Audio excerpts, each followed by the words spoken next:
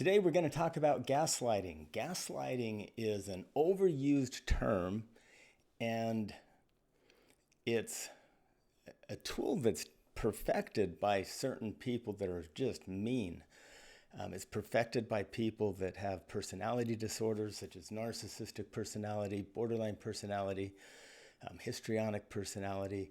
It's a defense mechanism that these people will use to throw you off of any kind of confrontation or any kind of like belief that the person you're talking to, the narcissist, might be wrong about something. Okay, they're terrified. People that are even have narcissistic traits or a narcissistic personality disorder are terrified about being wrong. They're terrified about possibly maybe having a problem. They have such low self-esteem that they can't manage that pressure of being told that they need to look at themselves and change. So they'll deflect. They'll constantly project or deflect or shift or move over here. They're just super slippery. And gaslighting is one of the tools that they'll use to manipulate. And it's generally about power and control. It's not so much about just getting out of trouble. It's literally about how to have power and exercise control over the person that they're in a relationship with. It's often used with lovers, with spouses. It can be used with kids within family systems. It can be used with friends and coworkers too, but it's generally the closer you are to a person that gaslights, the more intensely they are about not being wrong or about making it about you and about you being crazy instead of me being wrong. Now, in our society today, gaslighting is so overused that it's been watered down. And so I just want to remind you what gaslighting is not. Okay, gaslighting is not when someone disagrees with your strongly held belief. And that's not gaslighting. If I believe that there is a God and you believe that there's not, and we have a debate, that's not gaslighting each other. That's not me gaslighting you because you don't believe in God, or like if I belong to a certain religious faith that you think is a cult, me stating my testimony of that faith doesn't mean I'm gaslighting you, and you telling me that I belong to a cult doesn't mean you're gaslighting me. And so disagreeing with a strongly held belief is not gaslighting. When you're asked to challenge one of your biases, like if you're asked to challenge, like, hey, are you sure you're right about X? You claim that this is something that is across the board true. Are you sure? That's not gaslighting. Challenging a bias is not gaslighting. When you disagree with another person's point of view and you tell them that you disagree, that's not gaslighting. So gaslighting is really a power play around power and control. It's not just having a strong disagreement with someone. So be careful about using gaslighting when you're in maybe an argument or getting a complaint from a spouse, and your spouse says you never help around the house. Now, they might have used that global term, you never, and that's generally not correct, but that's not gaslighting. Or you argue back and forth with your spouse over maybe finances and spending versus saving. You're not gaslighting each other just by arguing a point of view. So the term gaslighting, it develops from this 1938 play that was written, and then that play was later turned into a movie called Gaslight by Alfred Hitchcock. Okay, in the movie, it was a pretty suspenseful movie about a manipulative husband that makes his wife believe that she's losing her mind by changing her environment and exercising this control over her family and friends. And at some point, in this movie, this person's wife, this narcissistic man's wife, starts to believe that she might be crazy. She starts to believe that there's something wrong with her perception of reality. Some of the things that this man did was he changed the room temperature. He changed the lighting in the room, and he started to say things like, "No, the lighting's always been like this. What's the matter with you? You don't remember yesterday?" And she began second guessing herself, second guessing her feelings, her perceptions of reality. They would argue about something that happened yesterday, and he would hang on firmly to a lie about yesterday, and she would start to question her beliefs about yesterday because she didn't believe that he would lie about something and hang on to it just to make her feel crazy. So she started to get hypersensitive and out of control. And this movie portrayed gaslighting so well that psychologists throughout the years have just decided to use that term, gaslighting, as a form of this kind of defense mechanism. It's really when you make your target feel off kilter or unsure about what's true and what isn't true. Um, Gaslighting has some very specific strategies that they use, but the main goal is power control and to get you to question your reality. Okay, so when a person uses gaslighting, let's say that a lot of my specialty in the world of marriage counseling, whether it be pre-marriage counseling or marriage counseling with high conflict couples, has to do with one or both having a personality disorder. And what I'll notice is gaslighting is used in these relationships as a specific strategy to get their spouse to doubt their own judgment. Now, it's not easy to get someone to doubt their own judgment, but that seems to be the main goal of gaslighting, is to get a person to like second guess their judgment by deception, lies, by shifting truth just a little bit. Okay, getting a victim to doubt their perception of reality, doubt how they view reality. Like a really like manipulative gaslighter can even get you to question whether or not it was cloudy yesterday just by bending the truth a little bit and then driving it home over and over again. They get their victims to doubt views of reality, doubt their memory. Gaslighting is a very specific technique that undermines a person's perception of reality. And when somebody's gaslighting you, like if you're a victim of gaslighting, you start to second guess yourself. And I've been asked over the years, like, why do people believe these narcissistic men or women or borderline men or women? Why are they so believable? And honestly, I'm going to tell you that it's probably because most of us human beings cannot believe that someone would really go to great lengths to lie, to deceive, to shift truth, intently to make you feel crazy. Like, we get teasing and we get sarcasm, but a person that gaslights they have evil intent. They have wicked intent. And most of us really can't believe other people would actually do that to someone. Because we don't believe someone would actually do that, we start to question our own reality. Like, no way would he lie about that, so it must be me.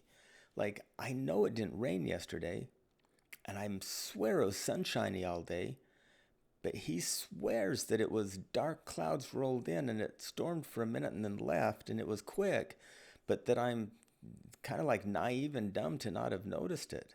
He said even the weather report even like set us up for it and told us it was going to happen. See, a good gaslighter will hang on to a series of lies simply to make you feel crazy and to start second guessing yourself. And most of us don't believe people will actually do that to cause harm. But there are people out there that will do that to cause harm, and they take advantage of the rest of us' niceness. So part of this is after communicating with a person that is gaslighting you, you're left feeling a little bit dazed, wondering if there's something wrong with you because, again, you don't believe that they would actually do that just to make you feel crazy. You may be encouraged to think that you're actually to blame for something that you've just said or something or saying that you're too sensitive. People that gaslight will lie about reality, and you'll start to question it, as I've stated earlier. And so you'll leave these conversations feeling a little bit dazed, just a little bit confused, unsure of yourself, almost walking on eggshells because you're starting to like question your worth. And it's strange how you can go from feeling confident to feeling off kilter just with a conversation with a person that is really good at gaslighting. Gaslighters are often pathological liars. They frequently exhibit these tendencies to blatantly lie and then truth, lie. It's like if you listen to people on the, say, on the internet, on some of these podcasts um, where they're maybe putting down a certain faith, or they're putting down a certain group of people, or they're just trying to make themselves right and something wrong because they're so angry about something, how well they can weave truth and fiction together into like this story that sounds so plausible that you start to second guess your reality. Well, gaslighters are pathological liars. Narcissistic men and women are pathological liars because they're covering up this hole in their soul that is constantly leaking out their self-esteem. And if they can like never be blamed for something, and they can always shift it to you and make you feel off-center and bad, then they seem to feel like they win this big they seem to win this big like game that they're playing right then. So it's typical for gaslighters, or for people that are mean-spirited or that have personality disorders, to blatantly lie and then never back down. Like they just hang on to the lie no matter how many people confront it, no matter how many people really stand up to them. They just keep shifting and lying and shifting and lying. They might say something like, "You're making things up," or, "That never happened," or, "You're crazy." And you start thinking, well, wait a minute, am I making stuff up? Or did they actually just lie? And again, because we believe most people are a little bit nice on some level, we start to like second guess ourselves. We wonder if we are crazy. So the lying and the distorting the truth are cornerstones for gaslighting types of behaviors. So even when you know they're not telling the truth about something, they can be so convincing. Like, I've had spouses say that they've listened to their spouse, say their husband or wife, lying to a neighbor, and they know they're lying. They don't dare confront it because they don't want to get maybe the wrath turned on them. So they just let it happen, but they're so convincing that the neighbor believes it and carries on. And the spouse that's the victim of gaslighting, generally has such a low self-esteem by then that they never challenge it. They just let it happen. So even when you know a person that gaslights is telling the truth, you can see how convincing they are. And in the end, you really do start second guessing yourself. People who gaslight will spread rumors about you. They'll spread gossip about you to others. They constantly have you under the spotlight of feeling like you're the wrong one, you're the crazy one. And then they're so endearing to people that don't know them well that people believe the gossip and the rumors they're spreading. Really, those that know you well as the victim of gaslighting, they won't buy into it wholly, but they'll have a moment because this person that gaslights is so convincing. But if you just hold firm, and if you know the truth about yourself, you can get through it. But you have to really be solid. You have to solidly know who you are, because the person that's gaslighting you and then spreading rumors can really make you feel like worthless. A person that gaslights might even pretend to be worried about you while telling others that you're emotionally unstable. Like they can pretend to show concern and care and worry for you, and then behind your back say, "Oh, I'm so worried about my spouse. They're just not. They're losing their grasp on reality, and I don't know what to do." And they get sympathy, and that feeds them, that bolsters their confidence in gaslighting. So you can see, gaslighting is not a simple disagreement about a bias or a point of view. It's pretty intense. Gaslighting can be super effective because the abuser, the person that gaslights or bullies, really can get a lot of people on their side. They can get whole neighborhoods to believe them against the spouse. Because if I'm being gaslit on a nonstop basis, I might start getting ornery. I might get like hostile. I might be sullen and reserved, and people will see me as the kind of the angry, standoffish one. And they'll see the one gaslighting me as the hero, the one that just hangs in there with me. Like they'll say things like, "Oh my gosh, I can't believe he stays with that woman as mean as she is." And really, she's being beat down nonstop by a gaslighting narcissistic husband. And so you have to be super careful if you're in a relationship with someone gaslighting you, because you want to hold on to the truth, but you can't go up against a person with a narcissistic personality. They'll always escalate more than you. They'll always engage in gaslighting and lies and telling other people stuff more than you ever will. And so they literally can outmaneuver you if you go head to head with them. So it's best to just get out of the relationship, or somehow constantly refer to truth and come back to truth. And we'll talk about that more in just a bit. These people that gaslight may never say a bad thing about you, but the person who is gaslighting you will attempt to get you to, like, believe other people are saying bad things about you. And so, hey, our neighbors don't like how ornery you are. They can hear you yelling at night at the kids. And the gaslighter will say that to the victim, and the victim will start to feel like everybody's watching them. And the gaslighter will, like, capitalize on that. Like, if you do anything that's a little bit off, they'll exploit it, and they'll exploit you. Another thing they attempt to do is distract you. When like, if you're confronting something, like you're stating that you feel like they're wrong about something, they'll question you. They'll question something that you did or something that you said, and change the subject instead of responding to what you brought to them. And it's shifting blame. It's always shifting around what questions that you ask and responding in a way that they can throw you off. So it throws you off your train of thought. You start to feel like you're just a little bit crazy. You start to feel like you're just a little bit like marginalized. Constantly your thoughts and feelings are minimized and theirs are maximized. A person that gaslights is always big, flamboyant. They have lots of feelings and lots of stuff to say. And if you try to compete with that, they'll just minimize you. They'll trivialize your emotions. And the person that's gaslighting you, by minimizing you and then making themselves look big, they'll basically wear you out. Right during an argument with a person that gaslights, you might just start saying, "Hey, just calm down.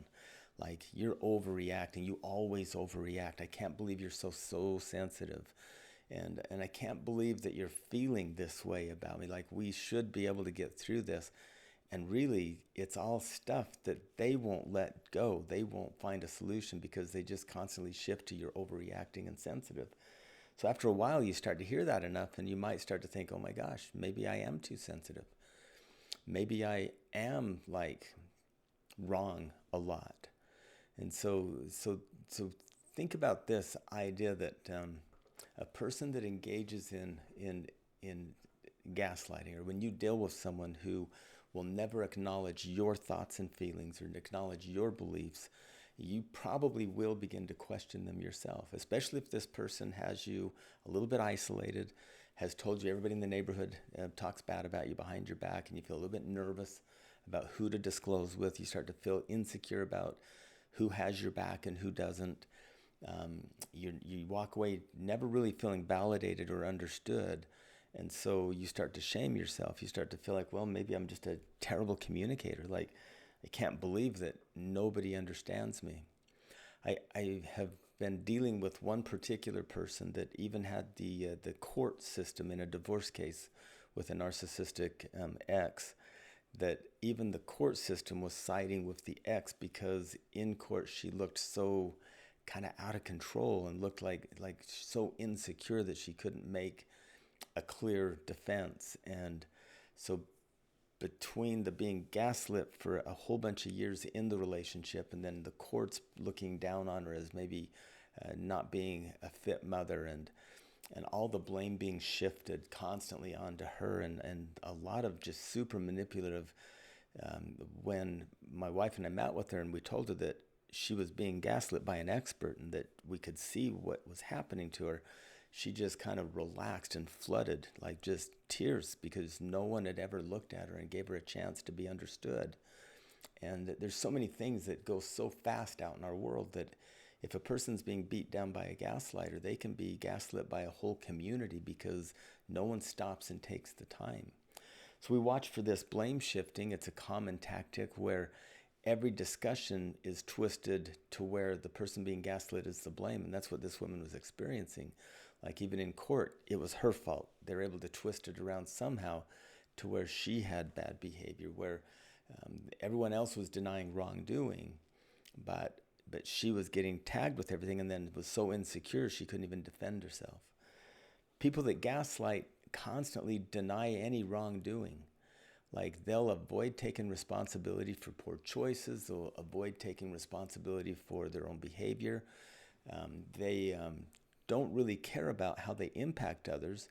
They just care about being right. They care about like not getting called out. They care about smoothing over their own experience and then maximizing the suffering that you might experience. So they might say things like, I don't know why you think I would ever hurt you on purpose. You know how much I love you. These words may be what you want to hear, but they're being said to throw you off track. They're being said because somehow they're trying to get you to think, okay, so if they love me, why would they say these mean things? And so maybe it is me. People that gaslight have this other talent. They rewrite history. They tend to retell stories in a way that's in their favor, and they're super good at it. Again, there is whole website blogs, there's whole podcasts that use gaslighting to make whole organizations look wrong, corrupt, or bad. They're expert at it. So you have to be super careful as you weed through truth versus someone that's got an axe to grind that is super good at gaslighting. And so watch for like partial truths with lies around it. Watch for research truths with personal opinion about how it should look packed around it. And it's literally a gaslighter's talent to weave those together in such a way that it's hard for people to like not believe them. At a very base level, let's say that you're in a fight with your spouse and the gaslighting spouse shoves you up against a wall and really hurts the back of your head, maybe even gives you a concussion. And then later, the story's twisted to where you were coming at the gaslighter and you were going to like throw fists, and the gaslighter grabbed your arms and pushed you back just to keep you from committing an act of domestic violence. And they might even say, I saved you a domestic violence charge and I didn't want you to get hurt. I didn't want the police to get called. And so, yeah, I grabbed your arms and I pushed you away from me and you stumbled and hit the wall. But I was trying to steady you and stop you from doing something really horrible that you'd regret. And they're so good that you begin to doubt your memory of what happened. They do this to individuals. They also do this to organizations. So you want to be super careful with people that are experts at weaving their false opinion about something that they're angry at into some facts and then try to create those facts into something nefarious. So gaslighting includes this wide range of stuff like lying, distracting, minimizing, denying, blaming. When you're dealing with somebody who uses gaslighting as a manipulative tool, you have to pay close attention to what they do, not the words they choose. The signs of being gaslit or being subject to gaslighting is you'll feel anxious or depressed. You'll have like insecurities after the conversation. You might even have thoughts of suicide because you feel so bad about yourself. And so think about it. When you talk to a specific person, if it leads to those symptoms, something must be wrong. Most of the time when you talk with someone that's supposed to love you, you feel uplifted. You might have an argument now and again, but you still even leave those feeling like you were heard and you were understood. If you start to doubt your reality, if you start to really start to doubt your own feelings, if you try to convince yourself that the treatment you receive is not that bad, or if you start to worry that you're too sensitive, you start to question your own judgment and perceptions, especially around a certain person, if you're afraid to speak up and express emotions, if you find yourself walking on eggshells around a source of power and around maybe everything else that person has influence on, if you've learned that sharing your opinion usually makes you feel worse in the end. So it's easier just to be quiet and just agree than to share your opinion. If you feel like you're on the edge, right on the edge of just self-destruction, if you feel like you lack any kind of self-esteem, if you feel kind of alone and powerless, if you're convinced that everyone around you thinks you're crazy, if you're convinced that people think you're unstable, people like your spouse but they don't like you, and you feel pretty isolated because of that, I think all of those add up to you're probably being gaslit by an expert, by someone that knows how to gaslight you. The person who gaslights you knows how to make you feel a little bit good and then wrong, unintelligent, inadequate. Sometimes they build you up just to like put you down. They build you up just to like tell you how disappointed they are when you act a certain way, but you're so awesome in other instances. But they always like come back to like you're weak, you're passive, you're not normal, you're confused. So the behavior that you're exhibiting starts to look stilted, starts to look like you feel like you're the problem, and you start to behave as if you really do start to believe that. So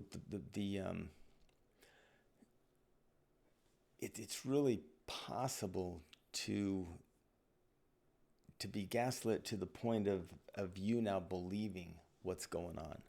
Like you might believe that you're sensitive, you might believe that you're just bound to be wrong, and so you need this person in your life to like help you. And the person that's gaslighting you might even throw out a lifeline saying, yeah, that they'll help you, but you have to really, change a lot about who you are.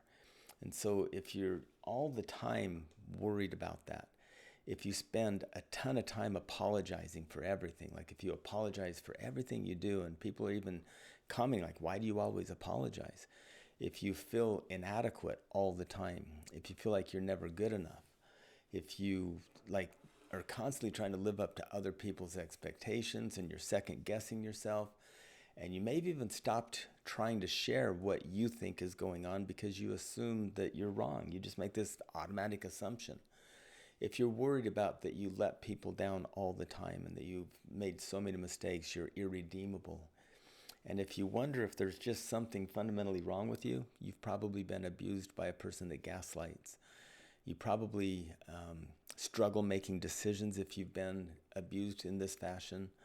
And so there's some things that you can do, and there's literally it's a tough one. If you're in a relationship and you have maybe a little family and someone inside of that, if your husband or your spouse or your wife is gaslighting you, there's really a few things that are mandatory. First, and this one's hard, all of these are hard. And so don't let anybody tell you that self-protection from a gaslighter is easy. This is, again, different than just disagreeing and arguing a lot. It's different than high conflict even. So many high conflict relationships at least have this mutual understanding. And so you need, if you're being gaslit and you're constantly being berated, you need to get some distance from the gaslighter. You need to kind of take a step back from the intense emotions that gaslighting can evoke. You need to like maybe even physically get a 3-day weekend where you can just go relax, do some mindfulness, do some reality checking. You need a trusted source that you can ask, like a therapist that is not involved in the neighborhood or the family system, that you can just spell out what's going on and they can help you see the discrepancy. I'm telling you, this sounds paranoid, but you need to save evidence. I would challenge you to journal your experiences, save emails, save text conversations. This all sounds incredibly paranoid, but if you have enough conversations that have happened saved, if you document what's going on, like document in a journal your day, and then when you get told that you're wrong about it, you can go back and read what you actually wrote. Set some boundaries. Set some boundaries. These boundaries will tell your spouse or others what you're willing to accept in a relationship. Make it clear that you're not going to accept being denied being understood. You're not going to accept being told that, well, you're crazy or you're too sensitive. You're going to say, nope, whenever I'm told I'm too sensitive, everything has to stop and you have to listen to me. And so it's super important to have some boundaries. Those are awful difficult to have with a narcissist or a borderline partner. I understand that. And that's why you need to get some distance. You might need a weekend separation to just get your head clear. Get an outside perspective. Talk to a friend or family member. Get a therapist involved. Having another person's perspective can help make a situation more clear. So many times I've said, well, what's crazy about that? Why is that too sensitive? And they think, well, it's not. And in all reality, they realize it's true, that they're not too sensitive at all. They're actually doing quite well, but they're being told they're too sensitive. finally, if it just doesn't quit, I'm going to tell you, prior to suicide or prior to just losing your whole sense of self, this is one of those times where it is better to end the relationship. While it's difficult ending a relationship, and people that gaslight generally have other personality issues that go along with it, and they're effective in making you look wrong in a divorce. They're effective in a breakup of making it look like it's your fault. But my challenge is, if you can't stop the gaslighting and the boundaries aren't working, you've got to get yourself safe. So can you see my point? Gaslighting is not just a simple disagreement, challenge of a bias. It's a nefarious set of lies and coercions that set up this powerful force driving you to feel crazy, feel you like you're too sensitive, like you're mentally ill, and it bends reality. They'll use lies, deception, denial, and they hang on to them. And I'm just going to tell you, people that gaslight can always escalate more than the regular person. So a person that is really skilled at gaslighting will always escalate. They'll always hang on to lies longer. They'll always do more damage than you're willing to do as a healthy, normal person. So you really can't win head to head. You can't. You have to figure out a way to set a boundary and just stop the conversation. And so most everyone out there will not escalate to the point that a person that gaslights will, or that a narcissistic person will. And that's kind of a key. That's how they win so often, is they escalate more than anyone else. So people don't want to deal with that, so they give them their way just to get them out of the way. Okay, so there you have it. I hope that was helpful, and we'll talk to you again.